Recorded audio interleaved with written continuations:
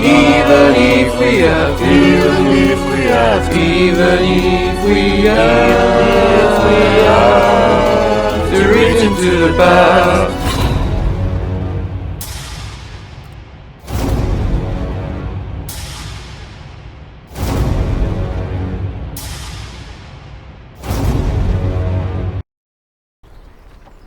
Monsieur le duc, que me vaut le déplaisir? Lâchez-moi. Je ne peux que vous en prier. N'avions-nous pas décidé d'abandonner ce langage si châtié, ce tantôt? Veuillez me houspiller sur notre ton, très cher. Certes, je ne peux qu'approuver vos propos. Pourquoi criez-vous comme une paysanne? Elle veut rien dire, votre expression. On avait dit qu'on parlait normalement, pas qu'on devait improviser des proverbes à deux ronds. Il se trouve que les paysannes que j'ai envoyées au diable Vauvert se mettaient toutes à hurler. Vous êtes au courant que le satanisme, c'est pas légal? Et alors, je cultive aussi mon propre cannabis. Et vos règles à la con, je me torche avec. Il n'y a pas de juste milieu avec vous. Vous êtes soit flagorneur et poli, soit directement vulgaire.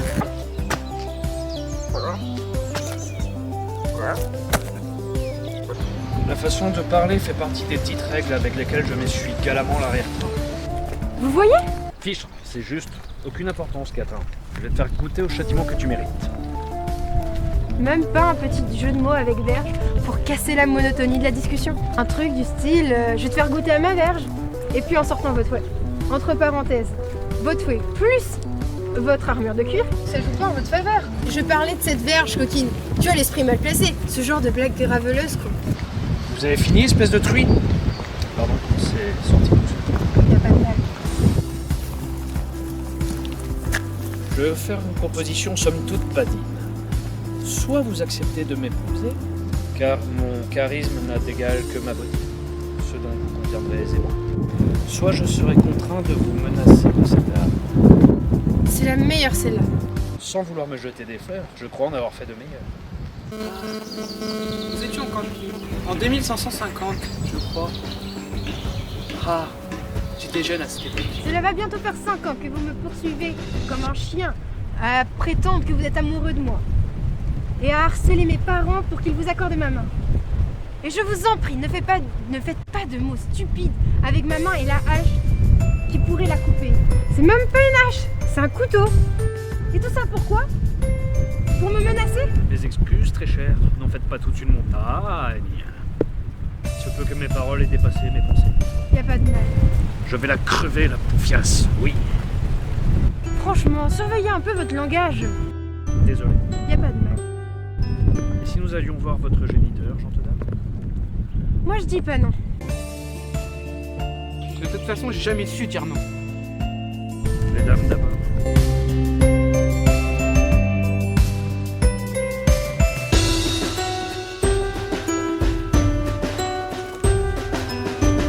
Que me vaut le déplaisir, cher duc? Ah non! Mais tel père, telle fille. Ceci n'étant pas une réponse, je suis contraint de constater que vous n'avez plus tous vos esprits. Mes gardes vont donc se faire un plaisir de vous raccompagner. Allons, nous pouvons le laisser parler. Surtout que j'ai un otage. Et oui, vous l'avez pas vu venir. Moi si, mais comme personne m'écoute... Ah oui? Qui ça? Ah bon? Miel? Votre fille? Pourtant, elle n'est pas là. Et merde, la salope! Surveillez votre langage. Non mais ne vous en mêlez pas, ça fait partie de la réforme sur le parler commun. Ah bon? Mais oui, on en a parlé hier soir, vous vous rappelez pas? On avait construit un prototype et une maquette, il y avait même des petits fours. Et c'est comme ça qu'on imaginait les choses? Pas en aussi vulgaire, je dois bien l'admettre. Pour vous, c'est une improvisation du duc. Le duc m'a menacé pour que je me marie avec lui. Ce ne sont pas tout à fait les mots que j'ai employés. Oui, bah, vu comment vous les employez, les mots, justement. En plus, il a un une hache. Ça suffit, la persécution, oui? En plus, il cultive son propre cannabis. Et il est sataniste. Ah ouais, carrément. Quoi? Je vois pas le problème de cultiver son cannabis. Non, je me référais plutôt au satanisme. Ah, oui, d'accord. Vous savez, pour ma défense, c'était surtout pour effrayer votre fille. Parce que la peur, ça marche toujours. Toujours est-il qu'il est armé et dangereux. Et instable. Et furie triste. Et sacrément chiant. Pardon, ça m'a échappé. De toute façon, je veux votre fille et je l'aurai. Alors donnez-moi sa main. Sa main?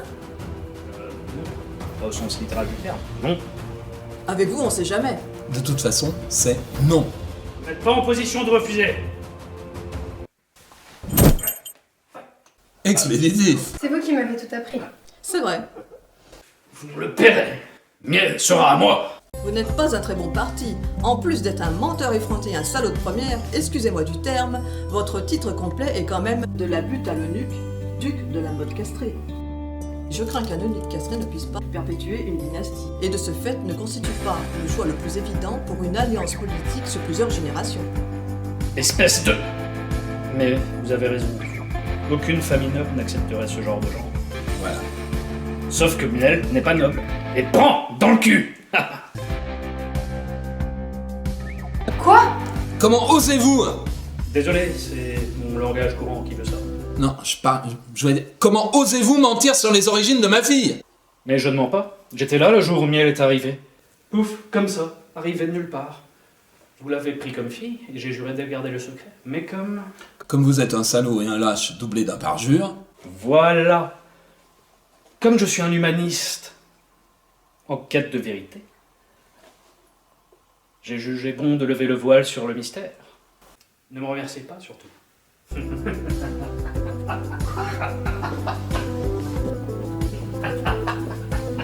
Quoi? Vous m'avez menti? Vous m'avez adopté? Mais non, Miel, nous t'avons protégé jusqu'à ce que tu sois en âge de comprendre. même si on espérait que tu ne saurais jamais. Quoi? Ce que mon charmant mari veut dire, c'est qu'il nous a fallu du temps pour trouver les mots. Et comme tu te semblais te plaire ici, nous ne voulions pas te blesser en t'apprenant que tu venais d'ailleurs. En gros, ce qu'on essaye de te dire, c'est qu'on avait honte et sacrément peur de te l'avouer. Mais que c'est pas un drame. Et vous êtes des monstres? Ah. Donc l'humour, ça marche pas. Bon. Bah... C'est parti pour la discussion sérieuse alors.